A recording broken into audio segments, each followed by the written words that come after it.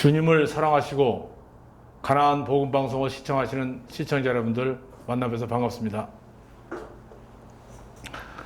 저는 국제선교신학교에서 후배들을 양성하고 있고 오래전부터 두루마리 성경 연구원을 통해서 성경의 진리를 여러분과 탐구하는 김종진 교수입니다.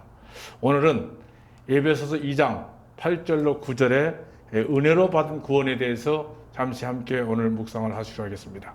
우리가 하나님 앞에서 구원을 받아서 천국에 가기 위해서 뭐 할 수 있는 것은 아무것도 없습니다. 왜냐하면 에베소 2장 8절 9절 오늘 제가 본문 말씀을 읽어드리겠습니다. 너희는 그 은혜에 은하여 믿음으로 말미암아 구원을 얻었나니 이것은 너희에게 난 것이 아니요 하나님의 선물이라. 행위에서 난 것이 아니니 이는 누구든지 자랑하지 못하게 하려 함이라 했습니다. 성경은 은혜로 구원을 받았다고 알려주고 있으며 아무 공로 없이 조건 없이 누구든지 이 소식만 들으면 구원을 받을 수 있다고 우리에게 알려주고 있습니다. 예로부터 사람들은 종교성이 있어서 종교적인 본능적인 것이 있습니다. 그 종교적인 본능으로 하나님을 섬기면서 그 섬김으로 영생을 얻는 줄 생각하는 사람들이 더러 있습니다. 그러나 그런 식의 신앙생활은 대상만 하나님일 뿐 형식 방법은 모두 세상에 다른 종교와 다를 바가 하나도 없는 것입니다. 한국에서는 옛날부터 뿌리 깊은 샤머니즘, 즉 무당적 다신 사상이 있어서 어릴 때부터 그런 환경에 살아왔기 때문에 종교성이나 기본적인 것이 몸에 배어 있습니다. 결혼식, 이사가는 날, 심지어는 장 담그는 날도 손 없는 날을 택하여서 하는 것이 이교적인 습관입니다. 그 손 없는 날이 끝수가 9자하고 10자입니다. 음력으로. 음력 9일 10일은 이 세상에 돌고 있는 귀신들이 다 공중에서 침묵하는 날이랍니다.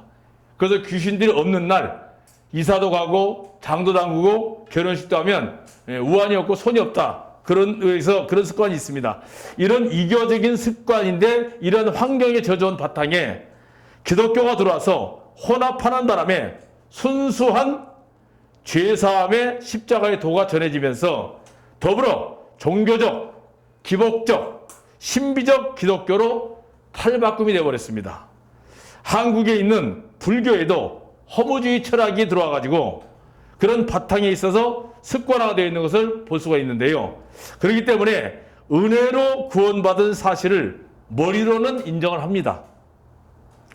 그러나 이교도들이 하는 제사의식의 신앙 형태로 착각해서 기독교가 의식화되기 시작하면서 양심의 죄가 살아있기 때문에 고통에 못 이겨서 종교적인 고행, 수양, 아니면 은둔생활 또는 자학 또는 다양한 훈련 아니면 자기 도피적 도덕 윤리 이런 걸 신앙으로 하나님 앞에 나가보려고 하나 할 수도 없을 뿐더러 그 노력까지도 의식이 될 수 있으므로 우리는 할 수 없다는 것을 알아야 됩니다. 그래서 기독교를 마치 세상 종교 중에 하나, 그 중에 기독교가 조금 나은 종교라고 믿고 있는 것은 참으로 안타까운 일입니다.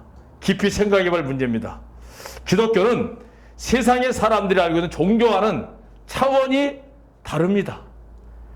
계시 종교로서 하나님이 친히 사람의 형상을 입고 이 땅에 찾아오셔서 우리를 구원해 줬다는 그런 논리인데요. 마태복음 1장 23절에 보면 보라 처녀가 잉태하여 아들을 낳을 것이요 그의 이름을 임마누엘이라 하였으니 이를 번역한즉 하나님이 우리와 함께 계시다 함이라는 말씀 중에서도 바로 하나님이 임마누엘이라는 뜻은 내가 하나님을 찾아가는 것이 아니고 내가 신을 찾아가는 것이 아니고 하나님이 사람에게 찾아오셔서 사람의 모습으로 사람들 속에 계시면서 사람들에게 하늘의 신비한 것을 우리에게 알려주셨고 또 죄 때문에 죽을 수밖에 없다는 것을 알려주셨고 너희는 이 죄를 갚을 수가 없기 때문에 내가 너희 죄를 갚아주려고 왔다는 이 진리가 바로 주님께서 일평생 우리에게 남겨줬던 말씀입니다. 바로 그것이 세상의 구주로 오신 예수 그리스도인 것입니다. 때문에 하나님이 세상을 이처럼 사랑하사 독생자를 주셨으니 이는 저를 믿는 자마다 영생을 얻게 하려 하심이라고 요한복음 3장 16절에서 우리에게 제시해 주고 있습니다. 독생자를 주셨다는 것은 은혜로 구원을 얻은 사실을 우리에게 알려주는데, 예를 들어서 마치 사람이 물에 빠져 죽어가는 사람이 있다고 하면 스스로 자기를 구원할 수 없어서 누군가가 그 사람을 구출을 해줘야 됩니다. 구출을 해줘야 되는 것처럼 죄악의 심연에 빠져 있는 사람들을 건지시려고 구원의 손을 펼치듯이 예수님께서 사람의 모습으로 이 땅에 오셔서 아무 조건 없이 우리의 어마어마한 끔찍한 허물과 죄를, 죄값을 완전하게 다 지불하셨다는 사실, 이 놀라운 사실을 깨달으시고 믿으시기를 진심으로 부탁을 드리겠습니다. 사람은 아무리 발버둥을 쳐도 머리끝에서 발끝까지 죄투성이밖에 없습니다. 왜냐하면 피가 모두 죄의 피이기 때문입니다. 사람들의 피는 어떤 의학적인 형에서 A형도 있고 B형도 있고 AB형도 있고 O형도 있고 무슨 다른 형도 있습니다만은 이런 피는 모두 한마디로 죄형이라고 볼 수 있습니다. 죄형. 죄형으로 볼 수 있고 모든 성씨가 다른데 그 성씨 또한 죄씨로밖에 바꿀 수밖에 없습니다. 어차피 콩 심은 데는 콩이 납니다. 팥 심은 데는 팥이 납니다. 아담이란 죄씨를 심었기 때문에 오늘날 죄의 열매인 우리 자신들은 태어날 때부터 이미 죄씨를 가지고 태어났기 때문에 종자를 바꾸지 않으면 절대로 하나님의 나라에 갈 수가 없습니다. 즉 사람들의 본성은 죄악으로 가득 차서 아무리 종교적으로 수양을 하고 노력을 해도 본성을 바꿀 수는 없습니다. 헛된 수고에 불과합니다. 우리는 마치 죄의 공장에서 죄의 나무와 같아서 건물이나 나무에 색칠을 하고 청소를 해도 공장에서는 여전히 죄를 만들어내고 죄의 나무에서는 여전히 죄의 열매를 내는 진리를 불변한 진리라고 얘기합니다. 로마서 3장 10절 18절 말씀 보면 이런 말씀이 있습니다. 좀 길지만 제가 읽어드리겠습니다. 의인은 없나니 하나도 없으며 깨닫는 자도 없고 하나님을 찾는 자도 없고 다 치우쳐 한 가지로 무익하게 되고 선을 행하는 자도 없나니 하나도 없도다. 저희 목구멍은 열린 무덤이요 그 혀로는 속임을 베풀며 그 입술에는 독사의 독이 있고 그 입에는 저주와 악독이 가득하고 그 발은 피 흘리는데 빠른지라 파멸과 고생이 그 길에 있어 평강의 길을 알지 못하였고 저희 눈앞에 하나님을 두려워함이 없느니라 함과 같으니라는 말씀에서 사람은 근본적으로 속이 썩어 있기 때문에 아무리 방법을 다 해도 죄를 가리울 수는 없습니다. 예레미야 13장 23절 말씀에 보면 이런 말씀이 있습니다. 굿스인이 그 피부를 표범이 그 반점을 변하게 할 수 있겠느냐라는 말씀이 있는데 이 말씀은 굿스인은 이디오페라서 검은 피부를 가진 사람들이 자기가 노력을 해서 어떻게 검은 피부를 하얗게 변할 수 있겠느냐. 얼룩 호랑이가 그 얼룩을 지울 수 없는 것처럼 사람이 노력을 해서 스스로 죄인이라는 낙인에서 벗어날 수 없는 것을 우리는 먼저 알아야 됩니다. 양심은 살아있어서 죄가 생각이 나고 두렵기 때문에 본능적으로 여러 가지 종교적인 방법을 시도해보고 또 그 방법으로 종교, 호행, 수양, 철학, 심지어는 자포자기, 의욕상실, 끝내는 자살까지도 동원되고 있으나 이 모든 것은 수고하고 무거운 짐진 자들에 불과한 것입니다. 바로 예수님은 이런 형편에 있는 사람들을 구원하려고 사람의 형상으로 이 땅에 오신 분입니다. 마태복음 11장 28절 말씀에 보면 수고하고 무거운 짐진 자들아 다 내게로 오라 내가 너희를 쉬게 하리라고 아무 조건 없이 초청하고 계신 것을 이 시간 여러분을 아시기를 바라겠습니다. 바로 지금 이 시간 이 말씀을 듣는 이 시간 바로 이 말씀이 하나님이 여러분을 초청하는 초청장입니다. 참으로 마음에 안식이 없고 죄사함이 확신이 없는 분들에게 얼마나 기쁜 소식입니까? 아무 조건 없이 그냥 돌아오시면 되는 겁니다.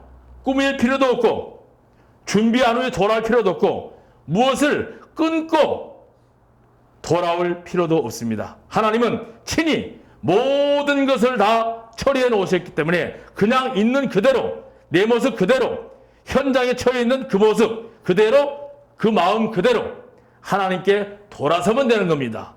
그것이 바로 회개입니다. 뭐를 뉘우치고 깨우치고 그게 회개가 아니고 돌아서는 겁니다. 지금까지 하고 있던 종교적인 방법, 철학적인 방법, 어떤 방법을 다 포기해버리고 이미 이루어놓으신 하나님이 이루어놓으신 구원의 길에 구원의 방주에 타기만 하면 됩니다. 이사야서 44장 22절 말씀 이런 말씀이 있습니다. 내가 내 허물을 빽빽한 구름에 사라진 같이 내 죄를 안개에 사라진 같이 도말하였으니 내게로 돌아오라. 내가 너를 구속하였습니다. 이 시간에 바로 여러분에게 초청장을 보내신 말씀이 이사야서 44장 22절 말씀입니다. 죄가 없어지기 전에는 먼저 우리가 하나님께 돌아갈 수가 없습니다. 거룩하신 하나님이기 때문에 그분이 미리 죄를 없애 놓으셨으며 완전 무결하게 깨끗하게 처리해 놓으셨기 때문에 두려워하지 말고 그냥 돌아오기만 하면 됩니다. 그것이 회개입니다. 메타노이입니다. 사랑하는 여러분들, 탕자가 집에 돌아왔을 때 그때 죄가 용서된 것이 아니고 집을 떠날 때부터 아버지의 마음은 이미 용서해 놓으시고 날마다 목이 빠지게 아들을 돌아오기만 기다리고 있었습니다. 하나님께서는 아담에게 가죽 옷을 입힐 때 이미 우리들의 죄까지 다 용서해 놓으시고 날마다 목을 빼고 아들이 돌아오기만 기다렸던 아버지의 심정으로 지금 이 시간도 여러분들이 아무 조건 없이 기다리는 아버지 품에 그냥 돌아오시기만 기다리고 계십니다.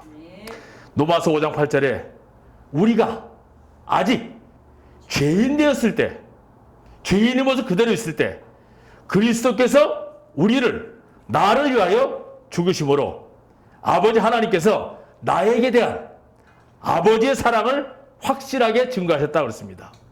이미 용서해 놓으시고 기다리고 계신 아버지의 사랑을 제발 기억하시고 돌아오기만 하면 되는 겁니다. 그게 구원입니다.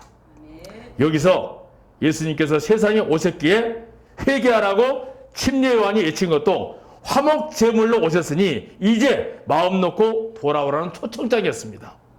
여러분의 죄값은, 여러분의 허물과 죄값은 이미 충분히 하나님의 아들 그분이 죽으심으로 충분히 지불되었고 죄에 대한 심판의 장부에서 깨끗하게 우리의 죄는 지워졌습니다. 여러분의 손에 들고 있는 성경 말씀이 바로 죄값이 지불된 영수증입니다. 이 영수증으로 된 성경책을 잘 보시고 이 말씀을 믿는 자는 구원이 이미 이루어진 사실을 믿으시기를 주님의 이름으로 부탁을 드리겠습니다. 고맙습니다.